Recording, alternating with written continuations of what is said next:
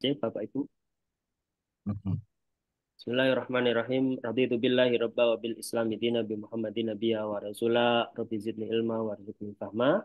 Eh, Alhamdulillah saya izin memulai, Bapak Ibu. Insyaallah nanti kita akan diskusi lebih banyak ke diskusi, di bagaimana kemudian menulis artikel, memilih jurnal dan sebagainya. Saya sudah menyiapkan PowerPoint singkat, tapi nanti saya berharap Bapak Ibu bisa berinteraksi ya, tidak hanya melalui PowerPoint ini, tapi juga nanti kita bisa diskusi lebih luas. Saya mohon maaf kalau ada noise, saya sedang di kantor, tidak seperti Pak Basuki yang sedang santai-santai di rumah karena habis mengantarkan mahasiswanya dari Kediri. Oh, bukan. Habis ngantar dari Bawaslu tadi ya. Ya, habis dari Kediri juga sambang orang tua. Oke. Saya hanya akan menyampaikan singkat best practice memilih jurnal bereputasi. Kenapa harus saya sampaikan sebagai awal? Karena ini berkaitan dengan tricky. Kenapa sih artikel saya kok ditolak? Kenapa sih saya kok tidak bisa mendapatkan jurnal yang baik?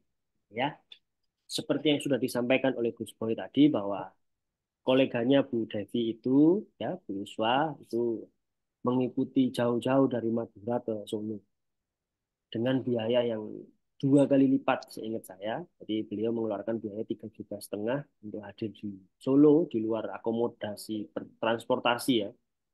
Nah, setahu saya sama-sama dari UTM, maka dari kegiatan itu saya berpikir kenapa kok nggak saya selenggarakan saja secara daring gitu, dan alhamdulillah Gus Boy memfasilitasi kegiatan ini.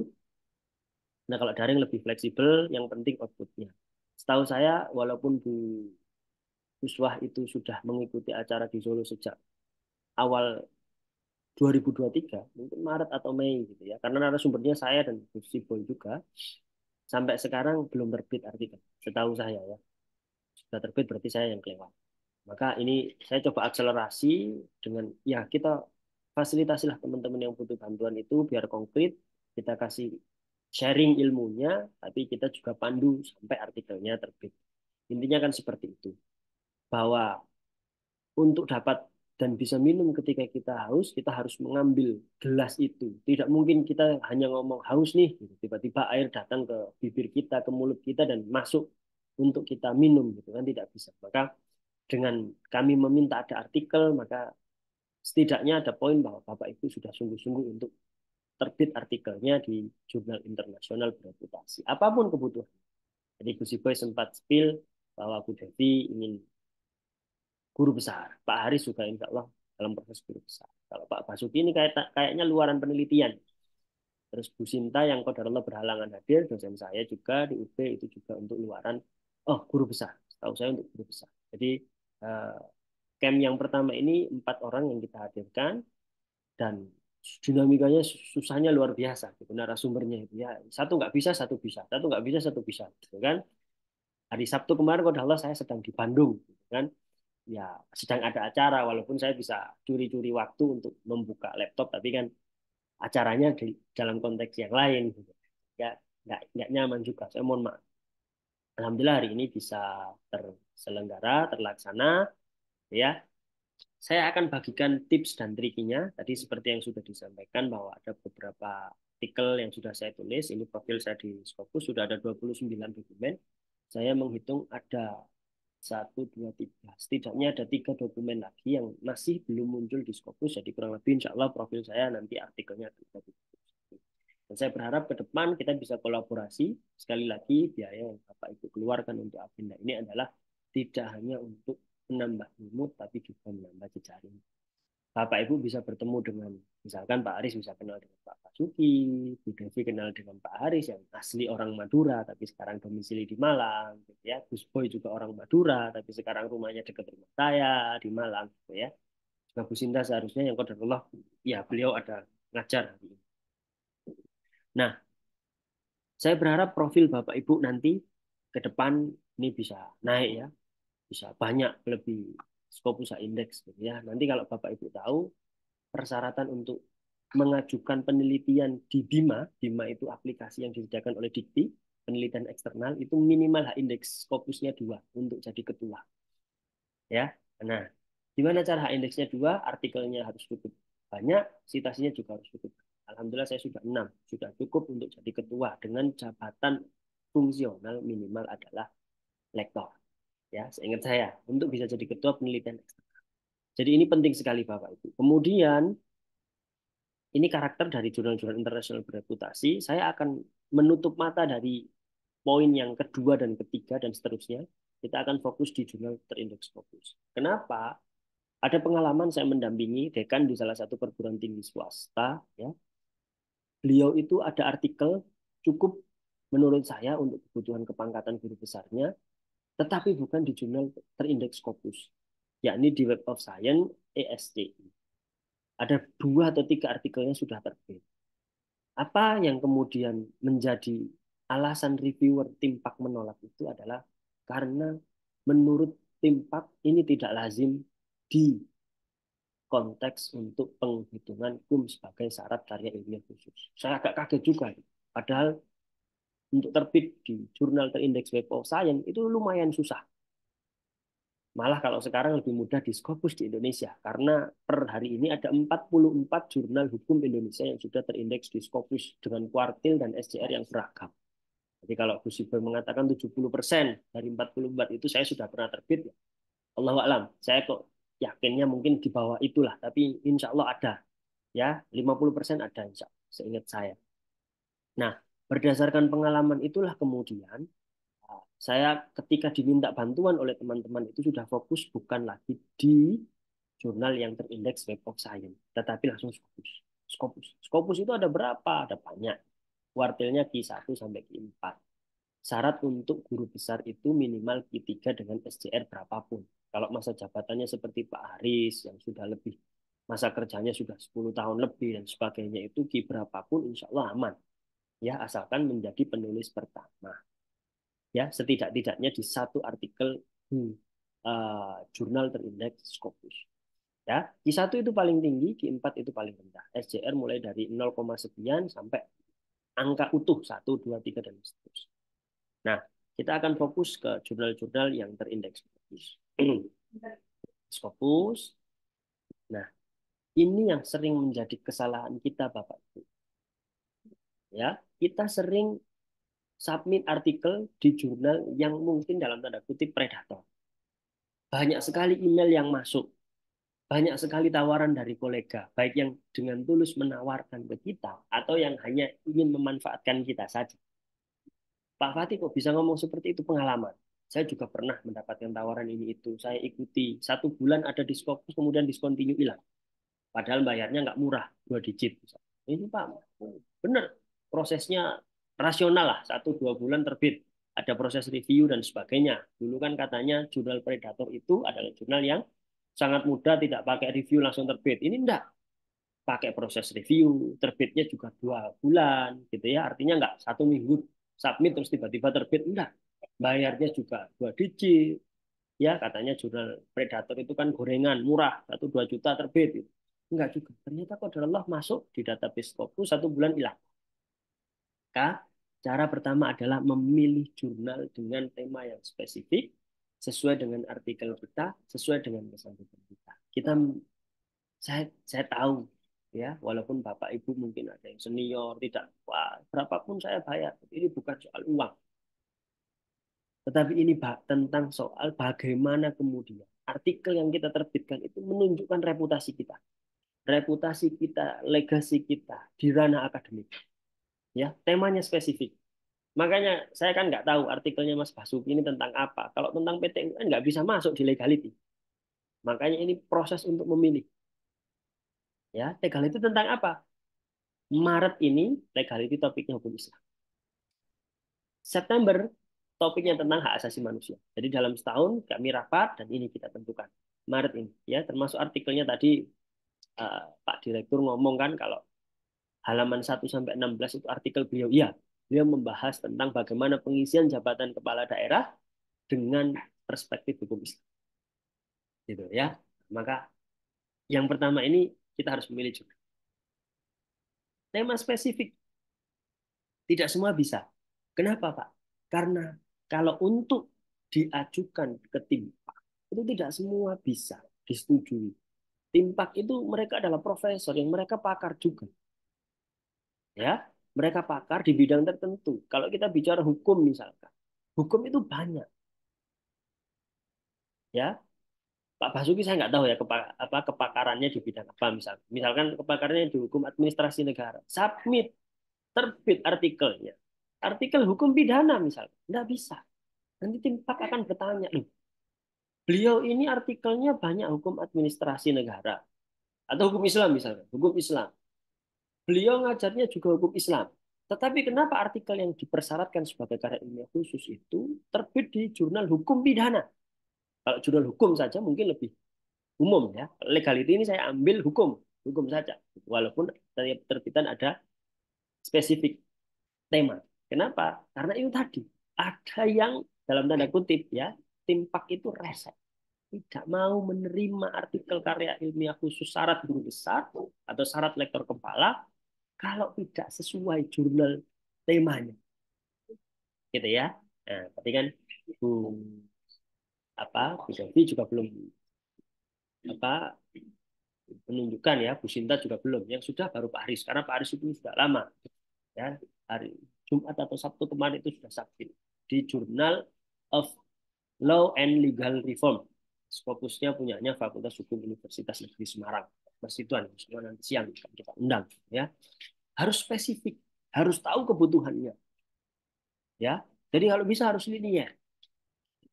Nah, makanya kalau artikelnya Mas Basuki itu masih tentang PT UN, agar masuk ke scope harus ada perspektif hukum Islam dan ditambahkan.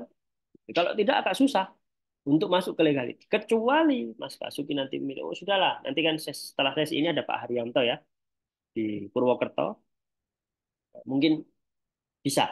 Mungkin Bu Devi kalau ternyata artikelnya Bu Devi yang tentang hukum Islam bisa ke saya, artikelnya Mas Basuki bisa dikirim ke Forbes. Ini yang sebenarnya ingin kami arah.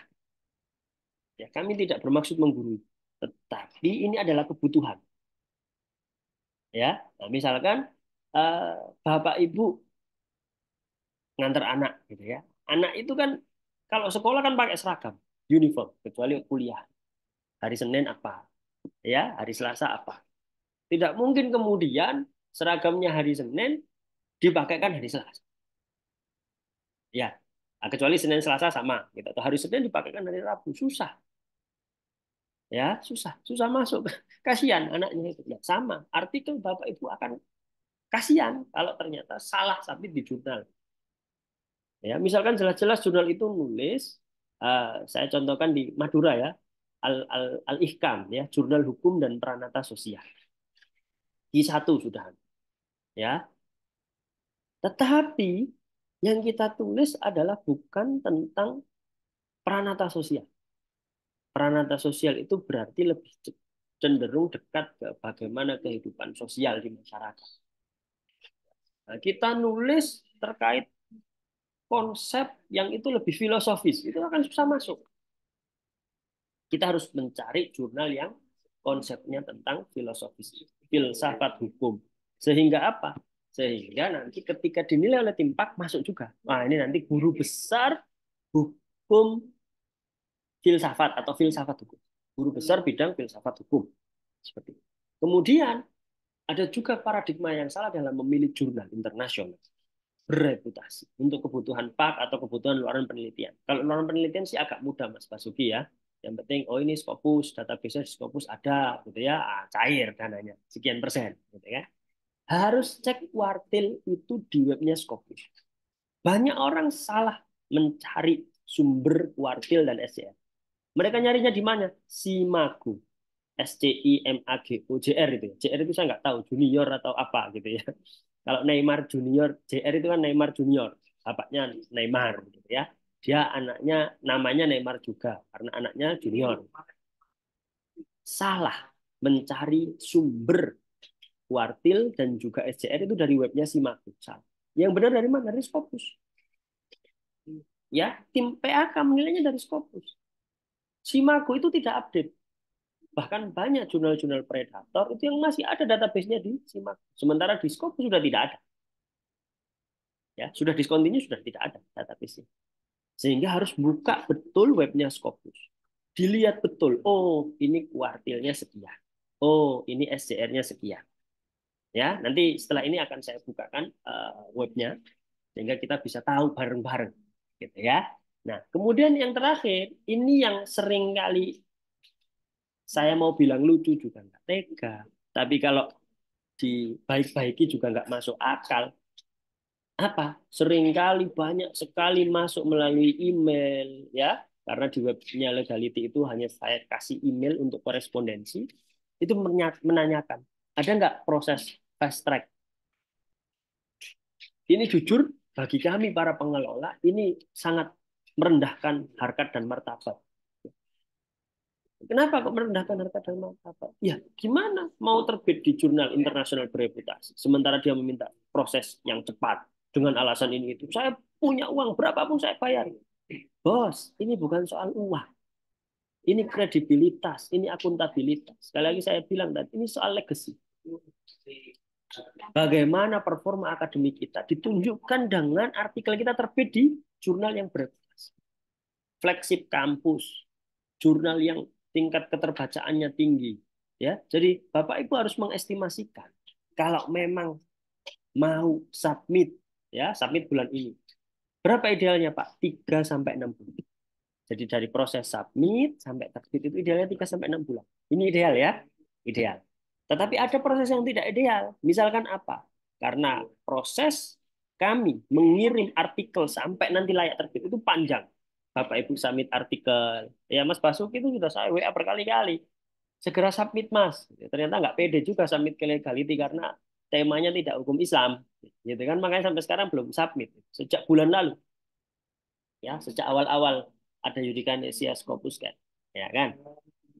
Submit, artikel masuk, kemudian artikel itu akan kita pilihkan editor sesuai kepakaran. Misalkan, ya Pak Haris menulis tentang carok. Carok itu pidana, hukum pidana, ya kriminal. Kriminal loh.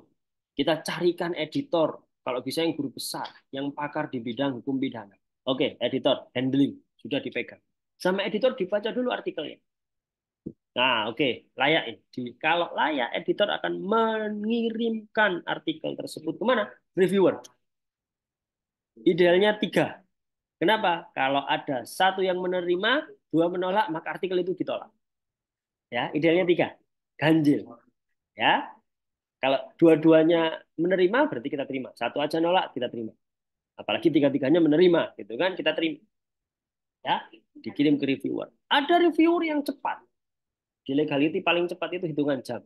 Mungkin kebetulan qadarullah reviewernya sedang nganggur atau sedang buka laptop dan ada email masuk dari Legality, hitungan jam. 1-2 jam tiba-tiba review balik.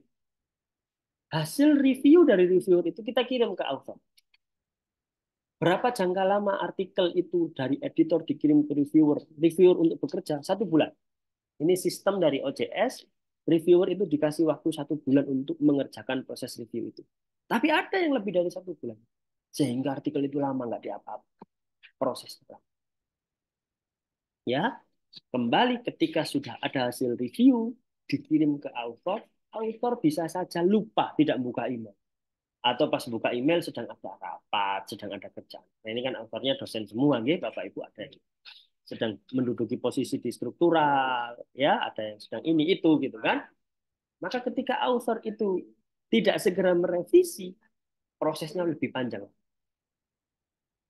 Ya, jadi cepat atau lambatnya sebuah artikel itu kadang juga bergantung pada kesigapan Bapak Ibu dalam revisi. Ada yang memang karena lupa, ada yang tidak ada waktu, tidak punya waktu untuk merevisi, mohon maaf. Ada yang tidak mampu. Ya, saya sejak Oktober atau November itu diminta oleh salah satu dosen untuk submit. Akhirnya saya pilih berdasarkan pendekatan artikelnya ya, topik dan waktu terbitnya. Cocok, saya kirim ke jurnalnya Gusibo itu, Sinta 3, Jurispruden, Guna Unisma. Ya, sampai batas waktu revisi tidak dikerjakan, Bapak. Di Desember itu, padahal jurnalnya Gus Boy itu harus terbit di Januari. Nah, akhirnya masuklah Januari, saya bilang sudah author nggak mau revisi Gus, tinggal saja, tinggal. Sampai sekarang tidak terbit, di switch dengan artikel orang lain yang siap. Jadi ini soal waktu Bapak Ibu, harus presisi, diminta Dicek email. Email itu harus rutin dibuka. Nah, ada notifikasi masuk, diminta revisi. Revisi.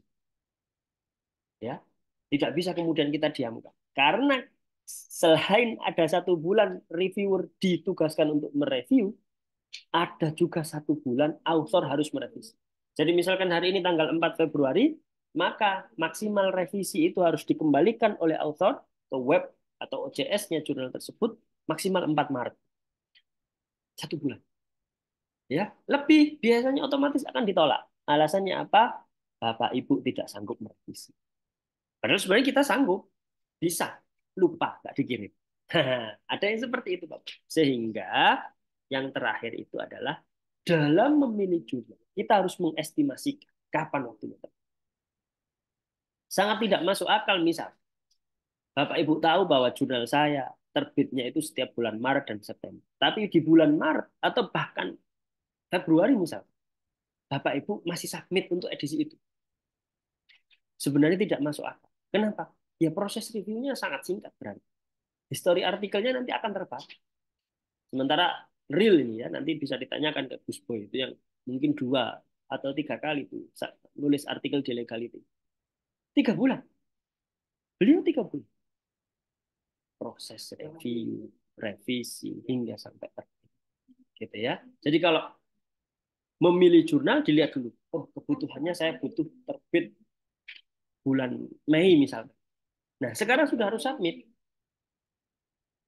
Jadi nggak bisa hari ini minta tanya misalkan, Mas, untuk Maret gimana? Kalau Mas Basuki ini sudah sejak bulan lalu gitu ya, sudah WA Januari, masuklah hitungannya Januari, cuman belum bisa. Ya, sehingga ini penting.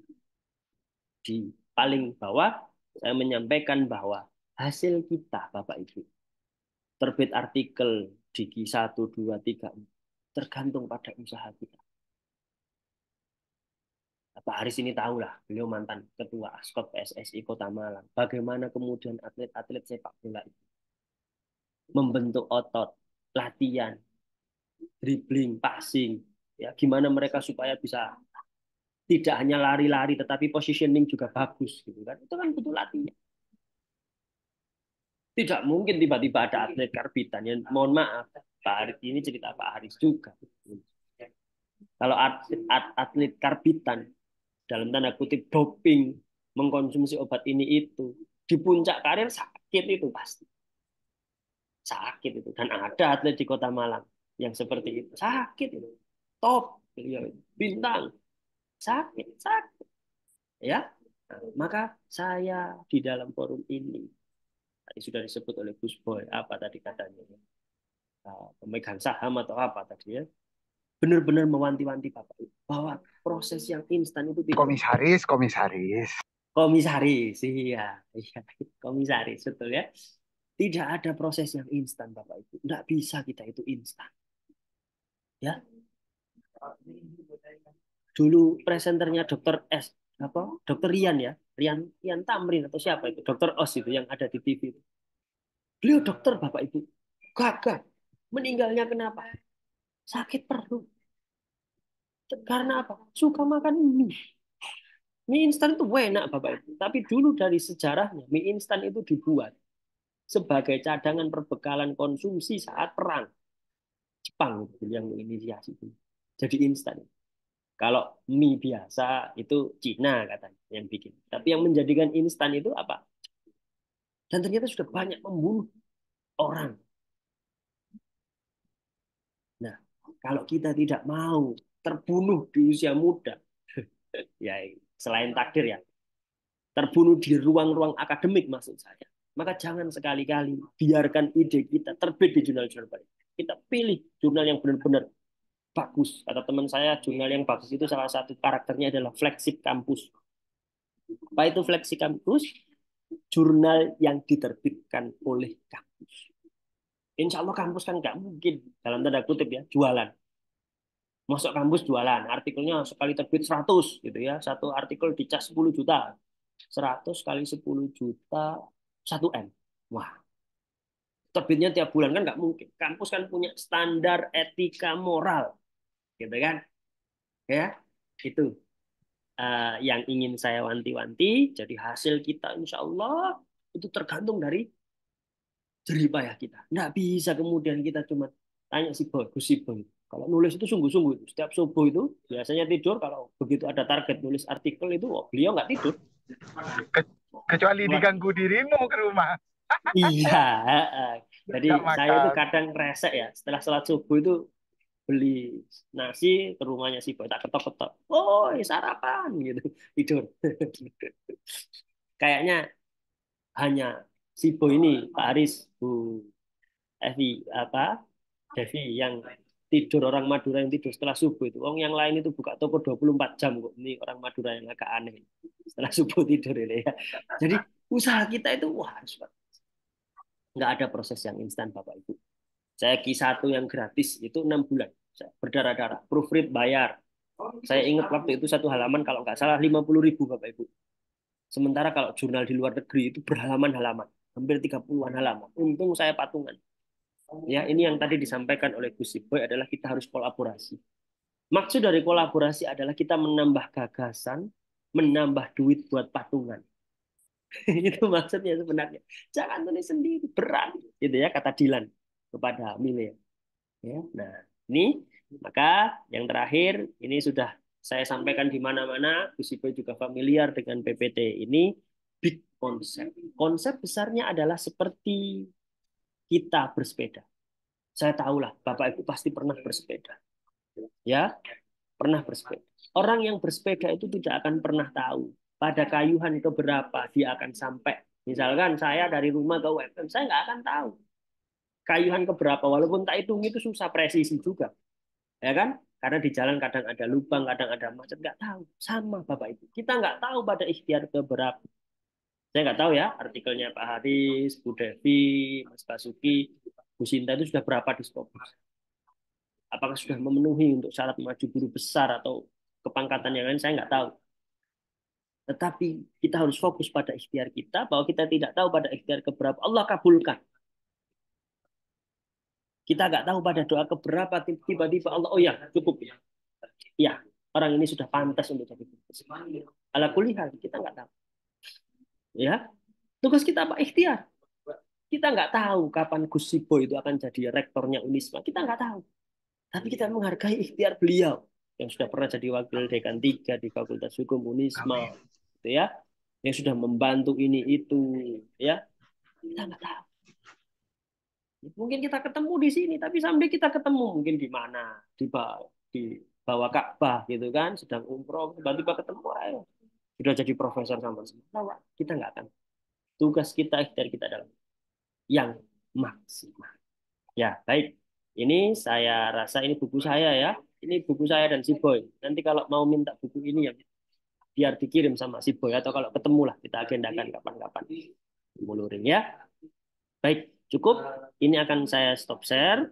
Kemudian akan kalau saya kecuali Pak Haris ya. Kalau saya minta Mas Basuki dan Bu Devi untuk share screen artikelnya boleh enggak?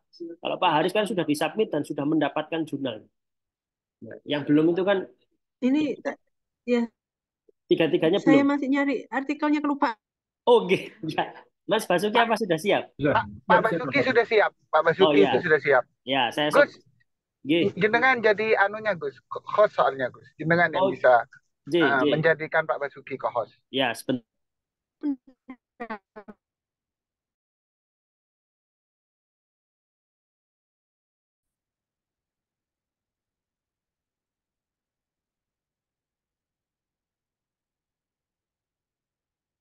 Monggo, Mas Basuki Terima kasih. di share Assalamualaikum. screen ya, J. Ya. Assalamualaikum warahmatullahi wabarakatuh. Mohon izin Pak Waalaikumsalam.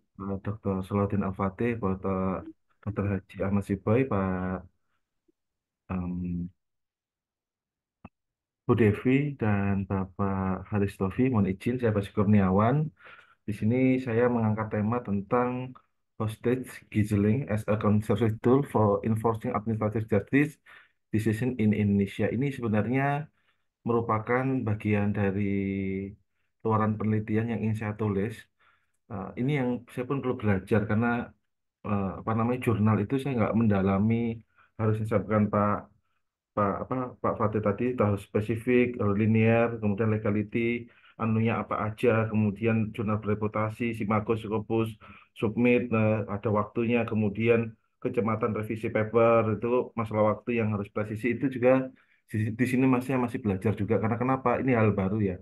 Hal baru pikir saya itu kalau jurnal itu bisa dengan cepat, kemudian bisa istilahnya itu semua jurnal akan menerima tulisan kita. Ternyata saya anu lagi ternyata beda legality punya cukup masing-masing. Kemudian peranan Rasul Sel Al Ihkam di UIN YIN Madura juga punya anu masing-masing gitu. Ini maka kemudian mohon arahan ini saya mau menulis tentang apa sanksi administratif di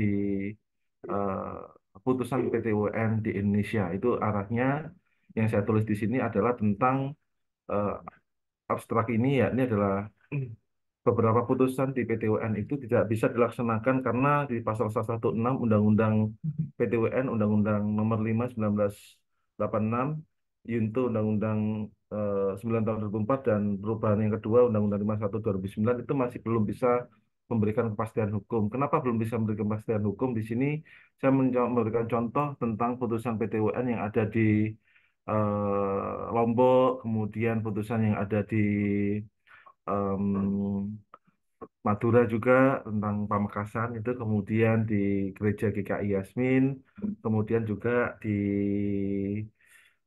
GKI Yasmin kemudian terakhir itu ada di itu apa namanya tentang pelaksanaan Bupati Sekda Pamekasan maka kemudian gara-gara tidak dilaksanakan putusan peradilan tata usaha negara itu ada saya mengambil contoh yang diterapkan di hukum pajak tentang pelaksanaan gizeling atau penyanderaan bahasanya bahasa Inggrisnya hot state itu walaupun itu sebenarnya cuma ada di peradilan pajak saya melihat hal tersebut eh, layak untuk diteliti karena ternyata waktu saya penelitian di Dirjen Pajak itu ternyata bisa meningkatkan kepatuhan hukum para wajib pajak baik pribadi atau WP badan usaha.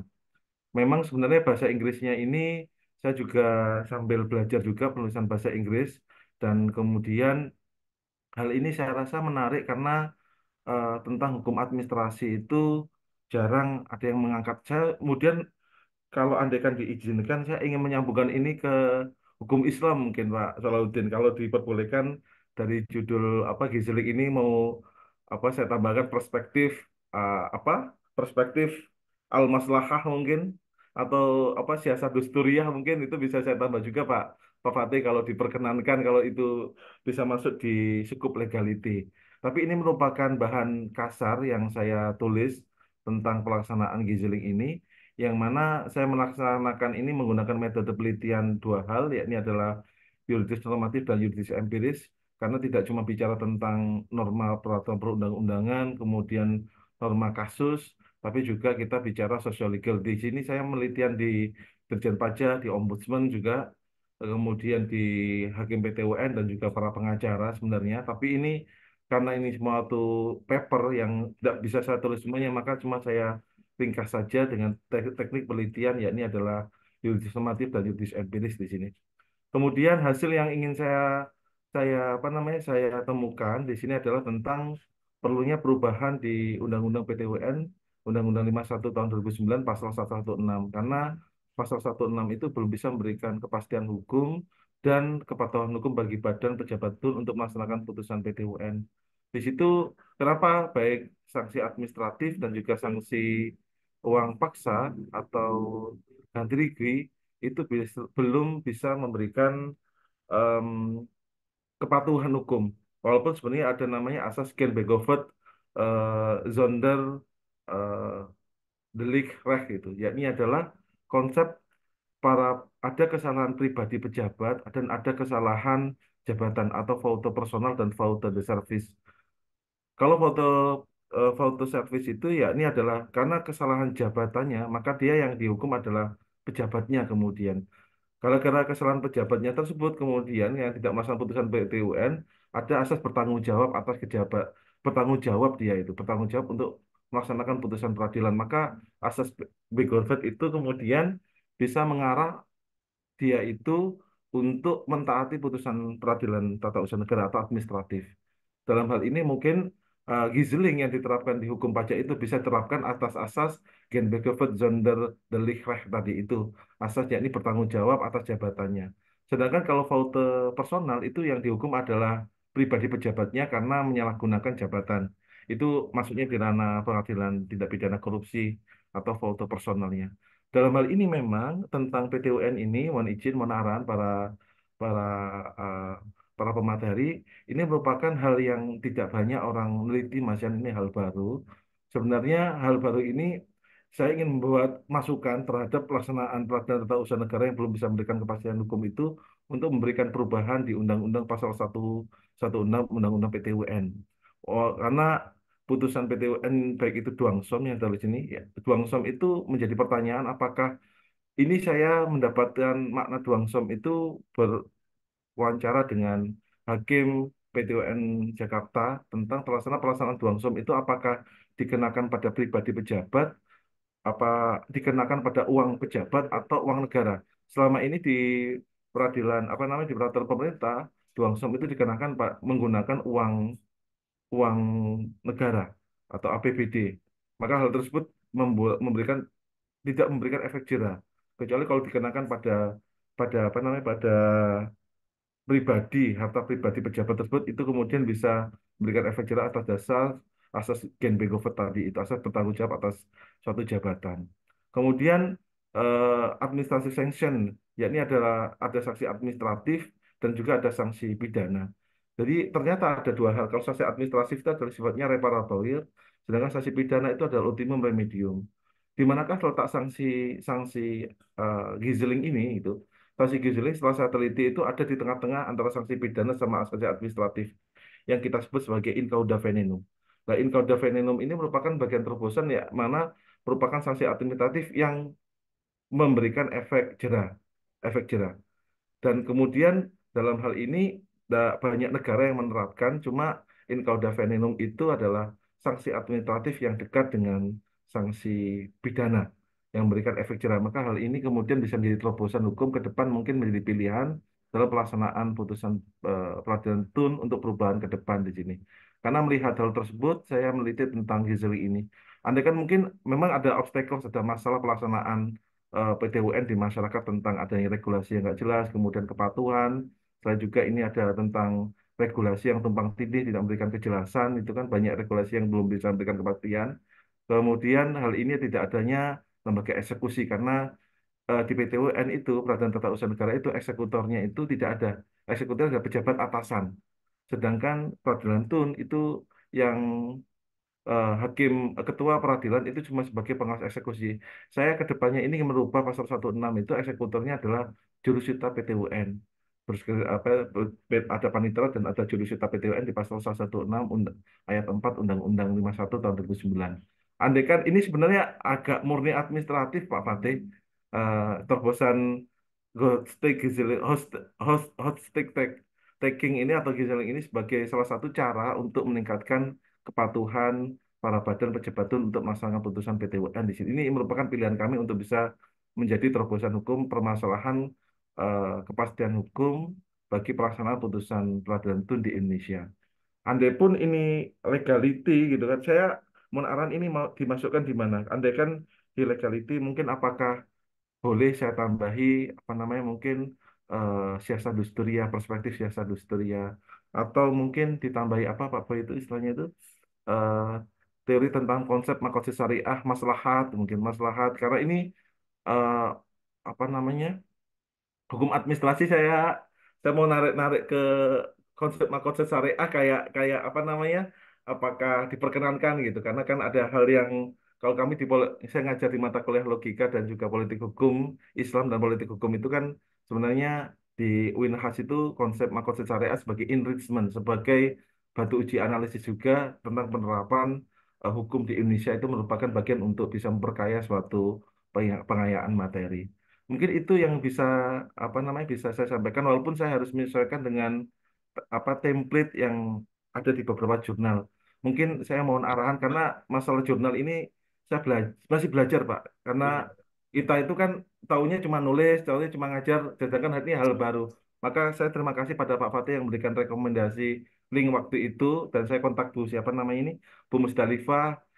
Bu Dari kemarin saya minta ayo Bu cepat Bu ayo cepat Bu takutnya Iya. ya karena apa namanya waktunya saya ingin lekas-lekas belajar juga mumpung libur Pak karena semester depan udah apa minggu depan sudah mulai kuliah. Hmm. Itu mungkin arahan Pak Fatih. eh, Cukup dari saya. Assalamualaikum warahmatullahi wabarakatuh. Waalaikumsalam. Dari atas nggih, Pak Mas Nah, Basuki. Dari siap. atas nggih. Iya. Terima kasih Mas Basuki. Saya senang gitu. Artinya eh, kemarin saya nyampaikan gini. Kemarin saya memberikan sharing kepada mahasiswa ya di beberapa kampus itu dalam forum Bakti Nusa itu yang pernah sowan juga ke Pak Haris angkatan ke-7 atau ke-8 dulu itu. Saya sampaikan begini ke mereka bahwa salah satu adab penuntut ilmu itu adalah agar mereka meyakini bahwa dirinya itu tidak mengetahui apa-apa. Bahwa kita belajar itu untuk mengangkat kebodohan pada diri kita. Gelar-gelar akademik yang melekat ke kita itu bukan lantas menjadi jaminan bahwa kita ini tahu segala hal.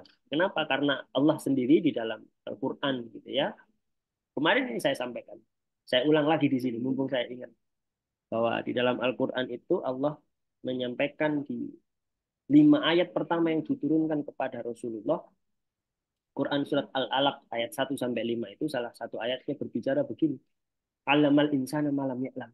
Yang memberikan pengetahuan, memberikan ilmu kepada manusia malam ya'lam. Apa yang tidak diketahui. Kita ini dikit banget loh tahunya. Gitu. Tapi kadang kementus, ya, sok yes, gitu ya. Kita berlindung pada Allah dari hal yang sedemikian itu. Dan alhamdulillah saya senang sekali gitu kalau nanti ternyata memang benar-benar ilmu ini melekat dan jadi jariah. Semoga jadi pemberat amal kita di akhirat kelak. Baik, Mas Basuki, terima kasih. Kapan lalu itu saya sempat jengkel juga. Ini kok minta link ini? Kok gurung mulai kok minta link gitu ya. Sampai saya Semangat ini jawab, Pak. Allahu Akbar gitu kan. Karena saya juga belum dapat link itu maksud saya. Jadi Saya lupa sabar nggak baca gitu posisi ya. di rumah mertua Blitar Iya, hari saking Sabtu ini semangatnya gitu. gitu kan. Wah, ini luar biasa saking semangatnya ini gitu. Sudah minta link gitu. Mau saya kirim link slot itu. Saking resenya. Wis gak lah, wis ini bikin-bikin kok tak serius ya. Alhamdulillah. Jadi terima kasih Mas Basuki paparannya ya. Sebenarnya ini juga topik saya gitu ya karena saya dipaksa untuk terjun ke hukum administrasi negara juga. Jadi PTUN juga saya sempat ngajar walaupun saya belum pernah beracara dan ini menarik menurut saya. Cuman itu tadi. Ini kita masuk dulu ya dari nama nama penulis di jurnal itu tidak perlu ada gelar, Mas. Jadi cukup ditulis nama tanpa ada gelar gitu. Karena sekali lagi begitu kita submit ke jurnal, mohon ego-ego sektoralnya itu dihilangkan Bapak Ibu. Jadi saya beberapa kali terpaksa, walaupun beliau-beliau adalah dosen dan guru saya, itu terpaksa saya tolak artikelnya karena ada review dari reviewer, bukan dari saya Bapak Ibu. Jadi saya itu prosesnya dikirim ke editor ke reviewer. Tapi beliau nggak mau. Guru-guru saya sendiri nggak mau merevisi. Ya, Gus Boy tahulah siapa itu. Nggak mau merevisi. Jadi ketika Bapak Ibu submit di jurnal A, B, C, posisikan diri kita bahwa kita ini bukan siapa-siapa. Walaupun Bapak Ibu sudah profesor, karena profesor juga tetap butuh ya untuk LKD, BKD itu tetap butuh. Kalau nggak gitu nggak terpenuhi bebannya, gitu kan? Tetap butuh nulis. Jadi tidak perlu nulis gelar, ya. Begitu kita submit, kita hilangkan semua jubah-jubah kebesaran kita. Kita ini profesor, kita ini doktor, kita pakar, kita ketua ini itu hilang. Sehingga apa? Begitu ada review, ada masukan dari reviewer, ada saran ini itu kita penuhi saja. Ini sama tipsnya ketika kita jadi mahasiswa Mas Basuki. Mas Basuki kan belum S3 ya? Sudah S3. Oh sudah Proses, ya? sudah proses ujian, Pak. Wah ya, sama berarti. Maksud saya adalah kita nggak bisa kan Mas ngeyel gitu ya. Oh ini gini, ini saya ini pakar ini. Nggak bisa. Ikut aja. Biar cepet ya, biar cepet selesai Mas ya. Biar dokter gitu. Sama. Nanti kalau sudah jadi belum profesor ya, mengajukan GB gitu, nggak bisa kita protes kemudian enggak. Timpak itu. Ini orisinal, ini novelty-nya paling kuat. Gak bisa. Kita ikuti saja sarannya. Ya, biar cepat, biar jadi. Oke, nah maka tidak perlu ada gelar. Judul, kalau bisa Bapak Ibu hindari judul-judul yang sangat normatif. Ya, Bapak Ibu bisa cek artikel saya akhir-akhir ini itu sudah banyak tanda tanyanya.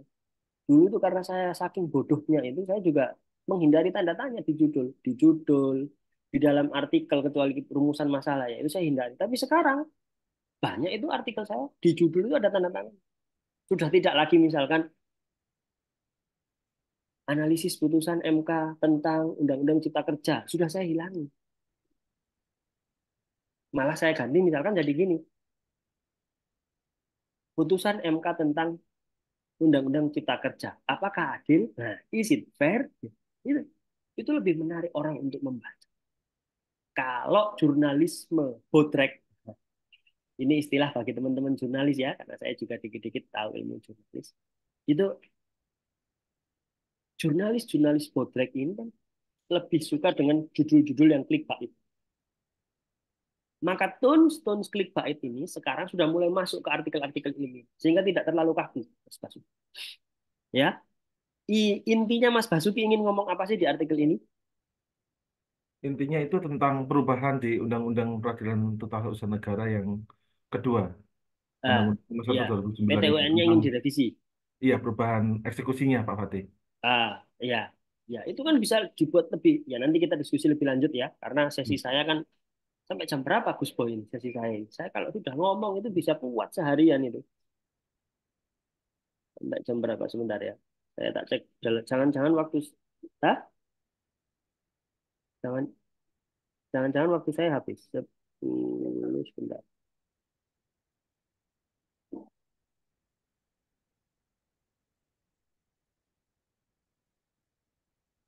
Oh, sampai 11.30. Ya, masih ada waktu kalau saya. Saya kok 2 jam sendiri ini. Jangan. Ya, jadi insya Allah nanti ini akan bisa lebih menarik. Dan Bapak Ibu perlu tahu, judul itu nggak boleh banyak-banyak. Saya pernah gitu menerima artikel itu 18 kata. Ini judul aparel sepur gitu ya. 18 kata. Nggak boleh banyak. Singkat. Artikelnya Pak Hari itu singkat. Understanding Carok in Madura. Ya. Karena banyak kemudian artikel sejenis itu yang mereka nggak paham Carok itu sebenarnya untuk apa sih. Simple. Gitu loh. Ya, dibuat simple. Kita hilangkan cara-cara menulis kita seperti di disertasi, seperti di tesis. Kita hilang. Lebih simpel, lebih sederhana. Nah, oke, judul nanti kita diskusikan lagi Pak Basuki. Coba kita turun ke abstrak. Wes. Ini nanti ada materinya Pak Haryanto sebenarnya, tapi saya masuk juga di sini singkat saja, sampai abstrak saja. Abstrak yang baik dan benar itu tidak perlu banyak kata.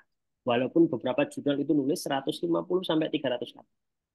Pak Basuki tahu ya cara mengetahui jumlah katanya abstrak ya? Iya, lewat. Tahu ya? Ya. Di bold, kemudian nanti kan keluar di bawahnya word atau karakter gitu ya, tinggal klik. Boleh 300, tetapi harus benar-benar masuk. Kebiasaan orang Indonesia. Karena saya tidak jarang menemukan kebiasaan ini pada akademisi di negara lain. Maka saya bilang ini kebiasaannya orang Indonesia. Tulis abstrak itu cerita dulu dia. Misalkan artikelnya Pak Haris tentang Carok. Maka diceritakan dulu. Carok itu banyak sekali di Sampang. Banyak sekali di Madura. Orang mati sia-sia karena Carok. Itu ditulis di abstrak. Enggak perlu. Enggak usah. Ya, kenapa abstrak ini kalau Bapak Ibu ibaratkan buku, ya, itu seperti sinopsis. Ini loh, di belakang buku itu kan ada sinopsis. Saya sedang buka buku, tapi kok ketutupan virtual background. Seperti buku. Jadi di belakang buku itu kan ada ringkasan sinopsis. Ketika orang membaca sinopsis itu bagus, maka orang itu akan beli bukunya, iya kan? Nah, upayakan agar artikel Bapak Ibu semua itu sinopsisnya, abstraknya itu bagus, menarik. Sehingga dengan melihat abstrak, orang akan tertarik baca seluruh isinya. Maka gimana? Artikel yang baik, itu abstraknya biasanya langsung strike. Gimana? Ditulis artikel ini membahas tentang carok di Tampang Madura. Kalimat pertama, ya cukup itu. Kalimat kedua, ditulislah yang disebut dengan metode. Bagi kita, orang-orang lama, dalam tanda kutip ya, yang pengetahuannya belum bertambah, belum upgrade. Gitu. Penelitian hukum itu cuma dua, empiris dan normatif. Padahal di luar sana, saya pernah submit jurnal di Turki yang terindeks Web of Science sudah SSTI. Itu di Web of Science itu ada 3 indeksasi. Yang paling tinggi itu saya lupa apa, ASCI apa BSCI gitu. Yang paling rendah itu ESCI. Keduanya SSCI. S. Ya. Dia tidak ngoreksi seluruh artikel saya. Tetapi yang dikoreksi apa Bapak Ibu? Yang dikoreksi adalah metode penelitian. Dan dari metode penelitian itu artikel saya ditolak. Bayangkan, kalau di Indonesia kan jarang ya ngoreksi metode penelitian. Paling ngoreksinya ya singkat-singkat. Ini gara-gara metode penelitian dia ditolak. Orang Turki di jurnal bereputasi terindeks Web of Science itu, dia bilang metode penelitian normatif itu nggak ada dalam metode penelitian yang mereka kenal. Saat itu saya membahas tentang, sampai saya lupa, pemilu. Pemilu. Lantas dia bilang, setiap rumpun ilmu itu spesifik metode penelitian. Jadi harusnya saya membahas tentang metode penelitian hukum pemilu. Ya, kalau kita itu kan kenalnya normatif empiris. Akhir-akhir ini aja banyak yang murtad dari normatif empiris. Mereka beralih ke apa? Termasuk saya. Sosiolegal, campuran, interdisipliner, multidisipliner, gitu ya. Ini membuka ruang saya dan istri yang merupakan dokter itu bisa kolaborasi hukum kesehatan. Nah, istri saya mahasiswanya Pak Haris. Itu bisa kolaborasi, ya. Nah, sehingga termasuk di artikelnya Pak Haris memahami carok dalam perspektif hukum pidana dan hukum Islam. Jadi saya mengawinkan jenis hukum pidana dengan hukum Islam. Ini menarik. Karena mungkin di dalam hukum pidana jelas pasal 300 sekian ya, 348, 349, 350, 351, 353, 354. Itu jelas, carok adalah pidana. Gitu kan? Bagaimana dengan hukum Islam? Nah, inilah metode yang oleh orang-orang di luar Indonesia ini penting sekali. Kita sering mengabaikan. Ini Mas Basuki sudah ada metodenya ya? Sudah. Ya. Metode itu adalah kalimat kedua. Jadi kalimat pertama titik jepret. Artikel ini membahas tentang penelitian pengadilan tata usaha negara. Harus ada revisi. Ya. Metode penelitian dalam artikel ini adalah, nah, gitu ya. Metode ya, Mas. Oke. Bukan pendekatan, bukan analisis, metode. Jadi ibaratnya koki, master chef gitu ya. Koki itu alatnya apa? Pisau. Mana ada koki juru masak itu nggak pakai pisau, ya kan? Semua pasti pakai pisau. Pisaunya dosen, akademisi itu apa? Kalau mau nulis artikel namanya metode penelitian. Itu kalimat ketiga. Kalimat ketiga apa Pak Fatih? Kalimat ketiga adalah hasil dan rekomendasi. Jadi langsung ada hasilnya. This article found that. Artikel ini menemukan result of this article. Misalnya, hasil dari artikel ini adalah ini. Sudah selesai. Loh Pak, cuma 3. Iya. Nah gitu kok 300 kata. Maka dari itu, ini yang jadi pertanyaan besar. Kenapa orang Indonesia itu abstraknya panjang-panjang? Ada yang satu halaman ini. Satu halaman 4 folio itu isinya. Padahal kan abstrak ya. Abstrak itu kan ya singkat. Kayak tembok itu loh abstrak. Warnanya putih gitu. Ya. Jadi orang penasaran. 3 hal itu. Maka akhir-akhir ini paper saya ya paling 150, 160 ya, tidak terlalu banyak. Oke, baru kemudian kata kunci. Ini juga kadang lucu untuk author-author kita di Indonesia. Yang diminta adalah keywords atau kata kunci. Tetapi seringkali saya menemukan itu bukan kata, tapi gabungan kata. Gitu. Ya. Yang diminta itu kata. Kenapa? Kata kunci ini logikanya akan muncul di dalam algoritma pencarian mesin pencari. Jadi ketika Bapak Ibu nulis kata kunci dengan benar, mix and match-nya Google Scholar atau Google Cendekia itu akan merujuk kepada kata kunci kita. Maka kalau bisa kata kunci kita, bahkan ada yang ngomong seperti ini ya, tapi ini saya belum nyampe pada makom ini. Gitu ya. Ada yang bilang kata kunci itu harus berbeda dari judul.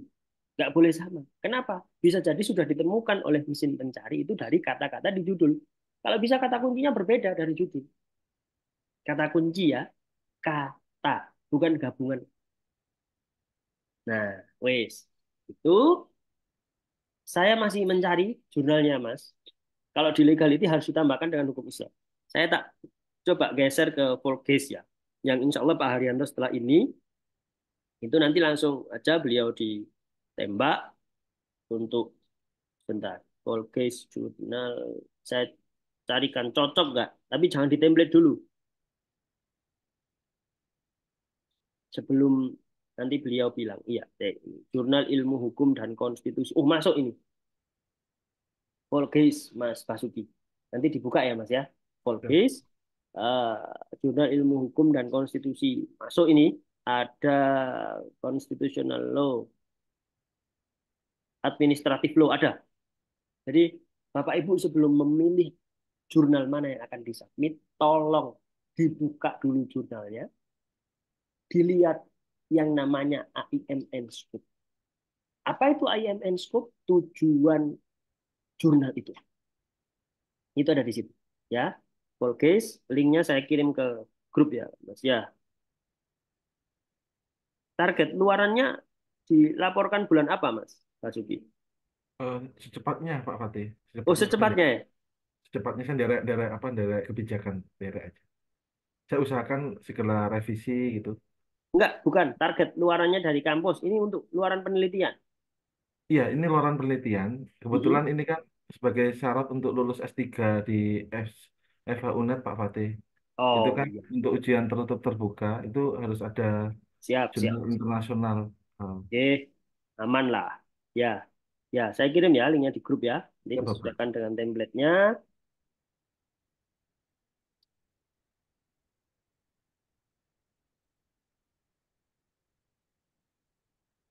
Ini beliau sudah WA ini, Pak Haryanto.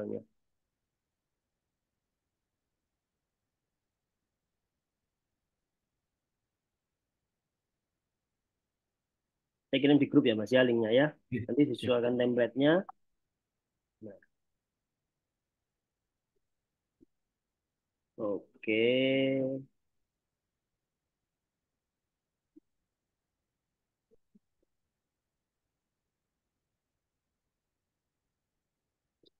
Oke, ditengok-tengok dulu ya Mas Basuki, link yang saya kirim ke grup. Nanti dicek apakah artikel jenengan masuk atau tidak. Ya, nah, kalau masuk segera di template, segera kontak Mas Yuda. Mas Yuda itu yang sudah membawa puluhan artikel saya dan dan Busbo itu ke Scopus.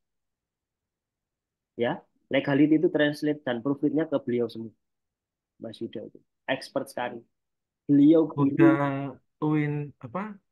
Salatiga ya, bukan, Pak? Bukan Yuda yang saya masukkan di grup itu loh. Oh, Yang tadi ayo kita oke, pesan. siap siap. Oke, oke. Yuda itu ya. Beliau expert untuk bahasa Inggris. Guru IELTS saya. Kalau nggak salah 7 atau 7,5 skor IELTS-nya.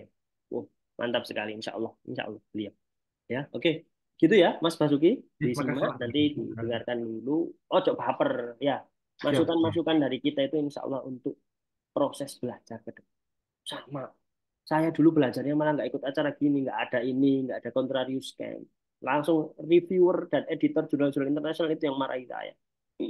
Oke, ya, monggo Bu Devi sakit share screen. Itu Gus Haryanto sudah datang, tapi tadi izin ke saya sedang ada acara. Oke, Ikut. sebentar, Pak. Bu Devi share screen nggih? Gus Iya, iya, Pak. Haryanto sugeng rawuh. Hmm.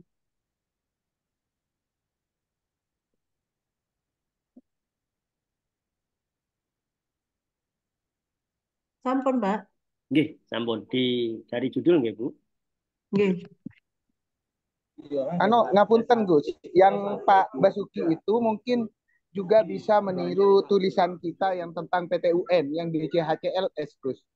Itu kan juga Oke, tentang PTUN, betul kan di-share. Skopus juga, Ya, buat di-share. referensi. Ya, nanti bisa Heeh, dijadikan rujukan kan? Nggih, siap, siap, ya, Gus Boy. Nggih, sip. izin di-share. Monggo, Bu Devi, biar Bu Devi Baik, memaparkan klien, nggih, nggih, monggo Bu. bisa didengar ya Pak ya? Oh, sangat jelas Bu, mantap Baik, sekali. Bismillahirrahmanirrahim. Assalamualaikum warahmatullahi wabarakatuh. Waalaikumsalam warahmatullahi Yang wabarakatuh. terhormat Pak Solahuddin, Pak Ahmad Siboy, dan bapak-bapak serta yang lainnya, karena sepertinya saya yang perempuan sendiri nih di sini. Terima kasih atas waktunya. Jadi ini mohon maaf karena kemarin saya pikir cuma daftar biasa, ternyata setelah ngecek ke bawah, ada artikelnya, makanya ini agak terburu-buru. Ada memang artikel yang memang akan dipublish.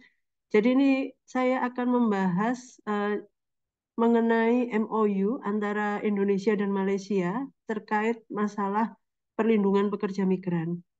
Ya, jadi selama ini itu sudah ada beberapa dekade keberadaan MOU ini beberapa kali diperbarui mulai tahun 2006, 2011 dan terakhir itu di 2021. Nah, tapi keberadaan MOU ini sendiri ternyata walaupun ada kontradiksi sekali dengan fakta di lapangan yang ternyata persoalan atau perkara pekerja migran ini masih banyak sehingga judulnya di sini apakah MOU itu sendiri dapat memberikan perlindungan pada pekerja migran. Untuk abstrak ya, tadi karena baru um, mendengar materinya dari Mas Fatih ini, jadi ya memang nanti akan kami ringkas Mas, sesuai masukan tadi yang jenengan sampaikan. Kemudian untuk strukturnya sendiri saya masih sangat sederhana karena memang tadi yang saya sampaikan masih terburu-buru dalam apa dalam pembuatan. Jadi pendahuluan ini saya menyampaikan terkait fakta sosial, kemudian terkait persoalan juga kebijakan pekerja migran, sampai kemudian pilihan kebijakan MOU yang memang ada di Undang-Undang Perlindungan Pekerja Migran Indonesia. Intinya untuk lebih mengikat bahwa Malaysia itu memiliki itikat baik untuk memberikan perlindungan kepada pekerja migran kita. Karena faktanya memang kasus perdagangan manusia di sana cukup tinggi di Asia Tenggara, terutama di Malaysia. Kemudian dari situ tujuannya sendiri adalah untuk mengkaji apakah memang relevan terkait keberadaan MOU ini karena sudah 3 kali direvisi tapi masih bermasalah dan untuk MOU yang baru itu ada konsep one channel system yang ternyata juga masih banyak celahnya sehingga yang ingin kita sampaikan di artikel ini bagaimana sebenarnya konstruksi dari substansi pengaturannya dan kalaupun memang itu ada celahnya kira-kira masukan terkait MOU itu ke depannya seperti apa. Untuk metode tadi yang jenengan sampaikan karena memang ini hasil penelitiannya sebenarnya penelitian empiris Mas. Jadi saya pecah-pecah. Yang satu mengkaji terkait illegal migrant worker, kemudian yang kedua mengenai human trafficking, dan yang ketiga ini memang terkait masalah MOU-nya. Data saya dapatkan di Indonesia dan di Malaysia. Jadi ada beberapa data di sini yang saya sampaikan. Kalau metodenya nanti saya perbaiki, saya agak malu ini. Kemudian literatur review-nya ada 3 hal. Yang pertama mengenai konsepsi pekerja migran, kemudian mengenai perlindungan pekerja migran, dan juga konstruksi penempatan pekerja migran Indonesia di Malaysia, yang pada faktanya memang didominasi oleh penempatan-penempatan secara non-prosedural atau ilegal. Ini hasil dan pembahasannya ada 3 bagian. Yang pertama ingin memaparkan terkait karena saya mempertanyakan apakah mampu memberikan perlindungan, saya memaparkan fakta sosial permasalahan yang ternyata masih ada dan ini kasus dari KBRI Kuala Lumpur waktu saya wawancara di sana dan nanti juga akan saya tambahkan terkait beberapa wawancara dengan Kementerian Luar Negeri sama Pak Dubes kemarin sempat ketemu juga setelah penelitian. Kemudian saya menganalisa terkait sebenarnya keberadaan pekerja migran dalam konstruksi perlindungan hukum itu seperti apa, karena ada Undang-Undang Cipta Kerja yang ternyata kemarin tiba-tiba pada waktu pengesahan itu ada revisi mengenai Undang-Undang Cipta Kerja, karena waktu di draftnya itu sama sekali tidak ada. Nah ini kita tapi perspektif dari pekerja migrannya.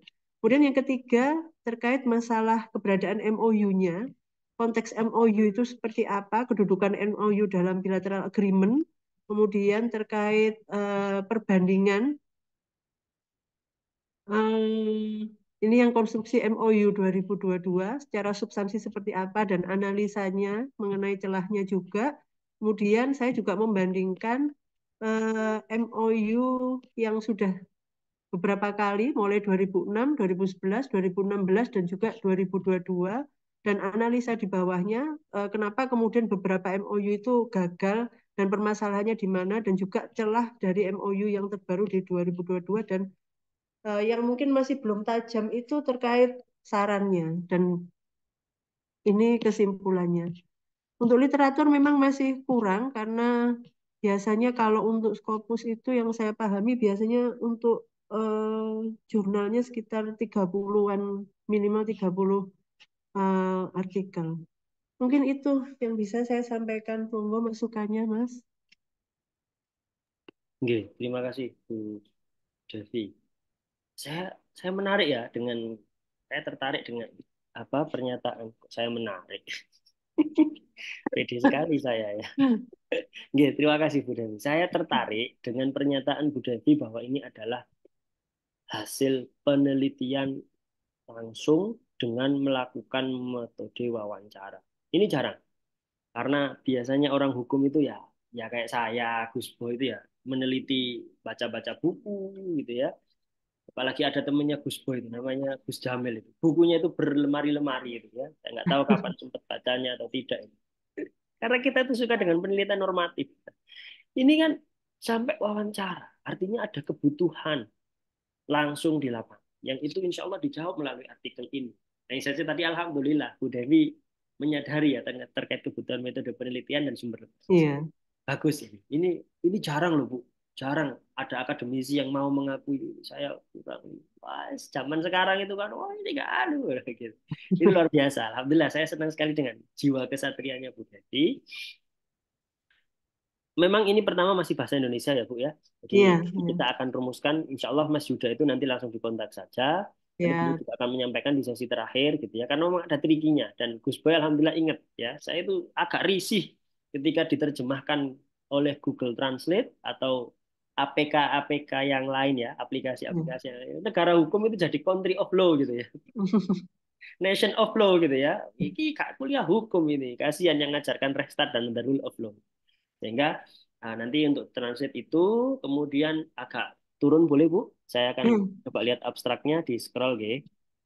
Nah, ini yang tadi saya sebut ya. Iya. Ngapunten nuwun sewu sangat Iya, abstraknya. tidak apa-apa. Saya menyadari kok. Iya, abstraknya itu terlalu banyak. Nanti Iya, disederhanakan saja. bertele-tele. Iya, bahwa artikel ini membahas tentang urgensi, gitu ya, Iya, atau misalkan pentingnya dalam kontrak itu apa-apa-apa, gitu ya, kan jenengan yang lebih iya, tahu ya. Ini nanti insya Allah iya. berarti untuk guru besar ya Bu ya.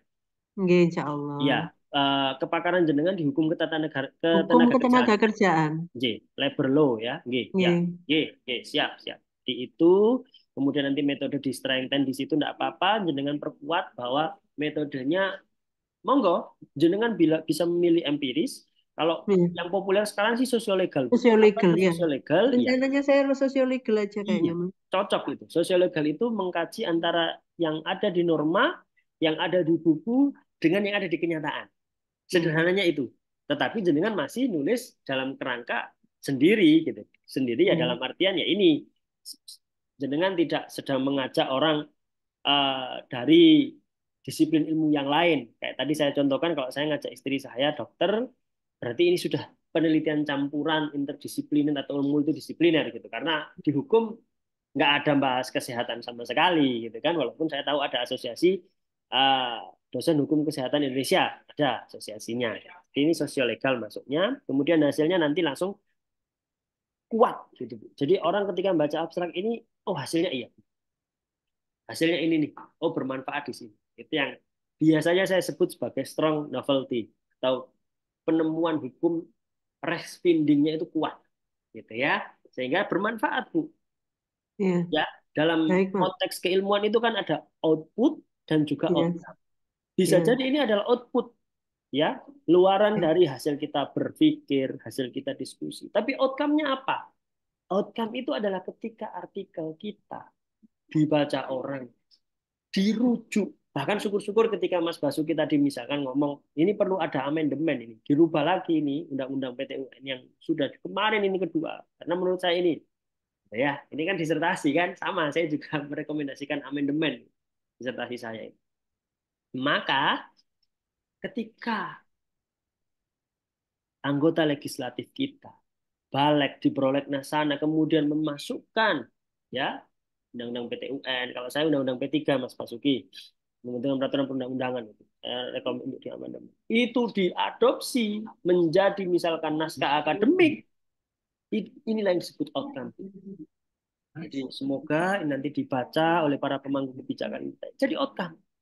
Kalau sebatas artikel aja, apalagi artikelnya terbit, ini sudah jadi guru besar Mas artikel saya ini. Tetapi nggak ada yang mensitasi, nggak ada yang menjadikan pedoman. Ini cukup berhenti.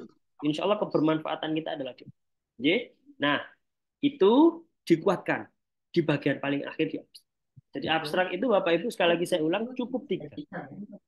Membahas tentang apa, ada metode penelitian, dan yang terakhir adalah hasil dan rekomendasi. Ya. Terkait Bu Devi tadi bilang bahwa mungkin ini sumber referensinya kurang. Sebenarnya tidak ada ketentuan dalam Scopus atau kita mengenalnya KOP, Bapak Ibu. Kode etik, Code of Publication Ethic. Jadi di internasional itu ada kayak konsensus kesepakatan itu disebutnya KOP. Code of Publication Ethic. Di KOP itu tidak ada ketentuan bahwa jurnal disebut bereputasi internasional itu ketika citasinya 30 atau 40. Legality itu dulu awal-awal kemeluin di gitu saat masih Sinta 2. Itu saya minta minimal 30 ya. 40 ya. Kalau saudara tidak bisa nambah sekian saya tolak ya. Dulu kami ngemelindi. Kebetulan saya baca akhirnya itu kopenya itu Qadarullah. Nggak ada. Saya malu sendiri dong atas kebodohan saya itu. Kasihan dari kemarin kok saya nolaki orang gara-gara citasinya kurang. Ternyata sekarang ini. Rasio legisnya adalah kenapa kok citasinya harus banyak. Sebenarnya adalah ini menentukan seberapa kualitas dari artikel kita. Kalau rujukannya banyak, itu kan berarti hasil meramu, mencerna, olah pikir kita itu loh. Pak, Bu, maksudnya kan seperti itu. Gitu saja. Dulu saya tidak memperbolehkan di legality itu ada sumber citasi dari web. Misalkan www.komnasham.go.id. Dulu nggak boleh, nggak boleh. Harus dari sumber primer. Dari mana? Jurnal. Gitu. Sekarang saya izin. Kenapa? Ya mungkin sumbernya memang datanya dari Komnas HAM kok. Sumber primernya. Karena itu siaran persnya Komnas HAM.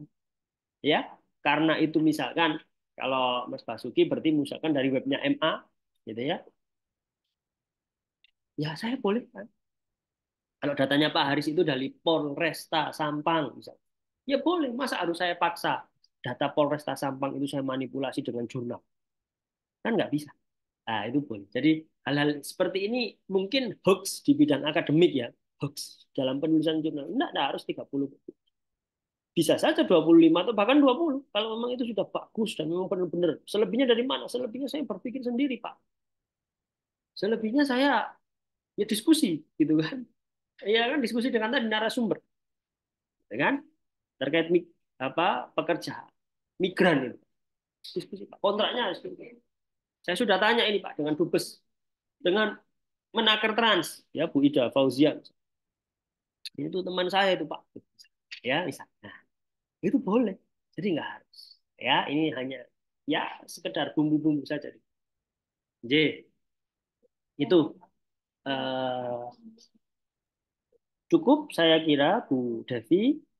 Saya mungkin akan menyarankan juga karena ini tidak ada hukum Islamnya, gitu kan? Kalau ada hukum Islamnya bisa masuk di tempat saya, Bu. Jadi misalkan dalam perspektif hukum Islam, dan saya akan sangat senang menerima, gitu kan? Kalau berkenan menambahi hukum Islam, ya Kalau ini gimana, Bu? Mas, saya kan juga sudah proses di Al-Ikam juga ada hukum Islam. Cuman saya itu selalu bertanya gini, konteks urgensi suatu kajian hukum itu kemudian dikaji dari perspektif hukum Islam itu apakah kemudian harus disampaikan di dalam artikel atau kemudian cukup bahwa di dalam artikel ini misalnya kayak ini ya MOU, tapi kemudian ada kajian mengenai dari perspektif hukum Islam. Oh ya, saya jawab. Kalau di tempat Ya, saya nggak tahu di jurnal yang lain deh. Nanti bisa ya, diproses juga ke Pak Haryanto. Karena ya. sekali lagi jurnal itu ya selera editor masing-masing ya. Kalau di jurnal saya itu cukup ada perspektifnya, Bu. Jadi Oh cukup ya. misalkan artikelnya Pak Boy kemarin itu kan keterisian jabatan kepala daerah. Kalau saya tidak salah lihat singkat gitu ya, sebelum terbit itu saya kan harus ngecek juga kualitas jurnal saya gitu kan. Saya kalau di jurnal saya paling seperti QC saja, Bapak Ibu. Dari quality control yang akhir-akhir gitu saya cek. Jadi perspektif keterisian jabatan kepala daerah itu dalam hukum Islam aja ada asas apa gitu misalnya. Yang paling banyak biasanya dipakai itu makosid syariah. Tapi kalau dalam kontrak kan agak susah ya Bu ya. Makosid syariah itu kan agama, jiwa, akal, kehormatan, dan harta. Gitu kan. Itu agak susah. Mungkin masuknya di harta gitu ya Bu ya. Karena kan kontrak berkaitan dengan bisyarah atau gaji dan sebagainya ya. Kepastian hukum dan sebagainya. Ini agak susah. Cari perspektif gitu bisa. Apa? Kajian hukum Islam tentang apa? Gitu ya. Nah, kalau Al-Hikam kan memang sebenarnya Al-Hikam itu bukan jurnal hukum Islam sebenarnya karena penerbitnya IAIN aja. Beliau nggak ada kok jurnal hukum dan peranata sosial, malah justru lebih umum. Benar. Gitu ya. Justru karena kalau sudah proses di sana ya jangan ditarik. Jadi kan pakai artikel baru, nanti ditranslate, tambahi perspektif hukum Islam. Apa nih hukum Islamnya seperti apa? Bisa diskusi dengan Gus Boy lah. Kalau mau di tempat saya, gitu ya. Kalau mau di tempat lain, silahkan kabari. Nggak apa-apa, Ya, nanti Pak. kita grupnya kita jadikan diskusi, Bapak Ibu, sekali lagi, Bapak Ibu yang lebih tahu tentang artikel itu. Dan kebutuhan Bapak Ibu sendiri. Misal. Oh ini saya harus segera lulus, Mas. Ini luaran disertasi saya. Kalau nggak lulus, nggak terbit, saya nggak bisa ujian. Misalkan gitu kan. Nah, ini kan, Bu Devi ini kan kayaknya ASN ya. Kan harus tunduk dan patuh pada kebijakan Permenpan RB itu Bu, yang agak pusing. Tapi tidak apa-apa, bismillah. Big konsepnya tadi kan seperti kita bersepeda Bu. Jadi kita nggak tahu ikhtiar, penting ikhtiar Jalani aja. jadi jalani aja, santai lah, nggak usah. Ya nggak terlalu ngifot banget, tapi juga nggak terlalu santai-santai. Gitu. Yang penting sudah usaha. Ngaten Bu Devi? Saya kok cekap. Iya. Baik. Terima kasih Bu Devi. Karena Pak Haris sudah, Bu Sinta juga tidak hadir. Sepertinya saya sudah cukup. Gus Boy, apakah sudah ada di ruangan? Orang enek wong. Ya, oke, baik. Kalau memang harus menunggu Pak Haryanto yang mungkin nanti Pak Haryanto kalau sudah siap saya di notif J. Saya akan bukakan contoh cara mencari. Ya.